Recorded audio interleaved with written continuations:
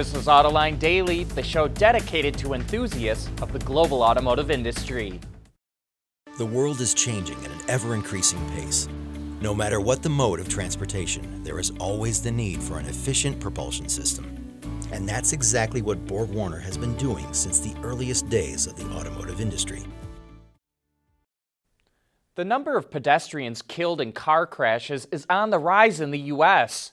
A new report from the Governor's Highway Safety Association says that 6,590 pedestrians died on or along roads in 2019, which is up about 5% compared to 2018, and it's the highest total since 1988.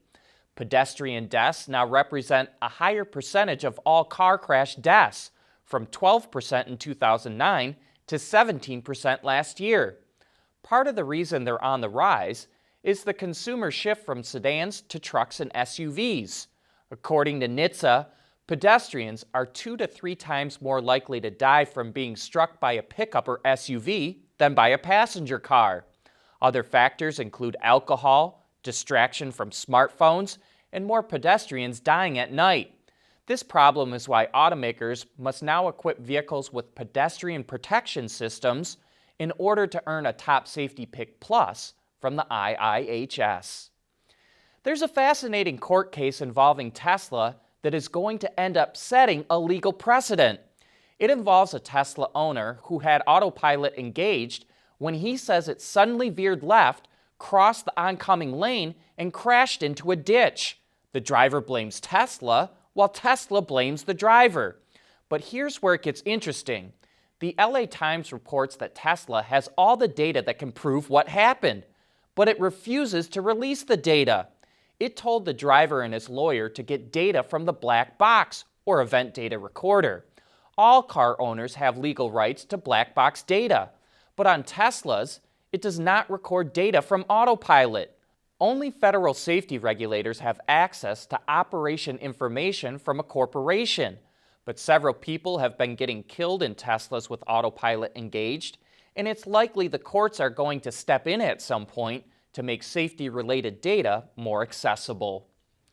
Ward's Intelligence is forecasting that the SAAR in the U.S. market will come in at 16.6 million units. A year ago, the seasonally adjusted annual rate was slightly lower at 16.5 million. Ward says it expects Ford and Nissan to post lower sales, but just about every other automaker will see an increase. Of course, this does not take into account any production delays or stoppages due to the spreading coronavirus. The fastest way to develop new automotive technology is to develop it on the racetrack. Motor racing engineers are some of the best and brightest and have to find solutions immediately. And on Autoline After Hours this afternoon, we're going to be talking about a new racing series that's all about racing autonomous cars. John Warniak from SEMA will be on the show to talk about what the cars will be like and where they'll race. And we'll also have the auto extremist Peter DiLorenzo, who proposed a hydrogen racing series some years ago and knows all about the struggles and issues with trying to start a new series. So join John and Gary for a great discussion on how competition can improve the breed. Autoline Daily is brought to you by Bridgestone Tires, your journey, our passion, and by Borg-Warner, propulsion solutions that support a clean, energy-efficient world. Wards points out that more automakers are adding all-wheel drive as an option to their passenger cars. 5 years ago, there were 55 cars with all-wheel drive in the U.S. market. Today, there are 75. A key reason why is that automakers with passenger sedans are trying to entice customers who otherwise want a crossover or SUV because they offer all-wheel drive. Nissan already offers all-wheel drive on the Altima, Toyota is adding it to the Camry and Avalon, and Hyundai is expected to add it to the Sonata next year. The expected take rate isn't that great, about 15 to 20%, but they're hoping this will help slow the downward slide in sales of passenger cars. Volkswagen revealed the new GT versions of the Golf, including the GTI, GTE, and GTD. The automaker has previously shown the new Golf, but the sporty models have their own unique touches. A colored line runs across the top of the headlamp assemblies and through the grille. It's red on the GTI, blue on the GTE, and silver on the GTD. This line is mirrored by an LED strip in the headlamps and grille. The lower air intakes are larger and feature a honeycomb pattern. The calipers are painted red. The fenders are wider. The rocker panels or lower sills are black. There's a front splitter design element, and they all have a spoiler that extends from the roof. As for the interior, the GT models have a sporty steering wheel, golf ball shifter knob, and seats with plaid inserts. Under the hood of the GTI is a 2-liter turbocharged 4-cylinder that makes 245 horsepower and 273 pound-feet of torque, and it can be mated to either a 6-speed manual or 7-speed dual-clutch transmission. The GTE pairs a 1.4-liter turbo engine with an 85-kilowatt electric motor, which combines for 245 horsepower and 295 pound-feet of torque. A 13-kilowatt-hour battery pack provides up to 60 kilometers or 37 miles of electric range. And lastly, the GTD features a 2-liter 4-cylinder diesel with 200 horsepower and 295 pound-feet of torque and is matched with a 7-speed dual-clutch trans. PSA's luxury brand DS is showing off a pretty wild concept called the Aero Sport Lounge.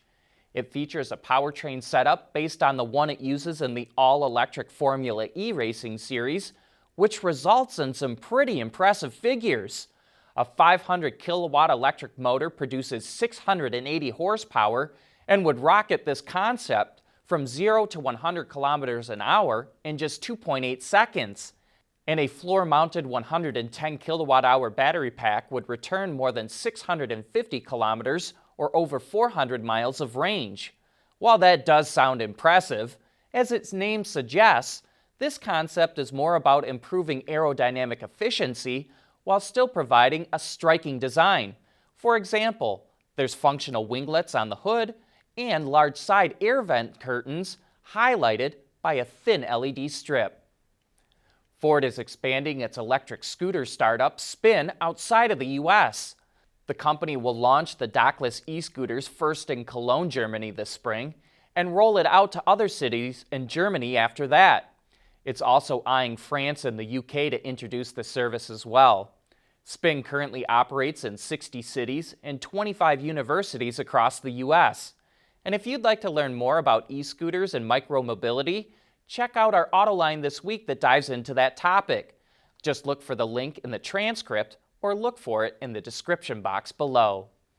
Well, the last Chevy Impala will roll down the assembly line today at GM's Detroit Hamtramck plant, which is being converted to build electric vehicles. The sedan was first introduced in 1958, but GM decided to axe the model, along with most of its other passenger car lineup, back in 2018. Over the course of its run, Chevy sold nearly 17 million units globally, but last year, sales dropped to just under 45,000. Sad to see an iconic nameplate go away, but with the dramatic drop in sedan sales, it's not too surprising to see GM walk away from that segment. But that's it for today's show. Thanks for watching, and please join us again tomorrow.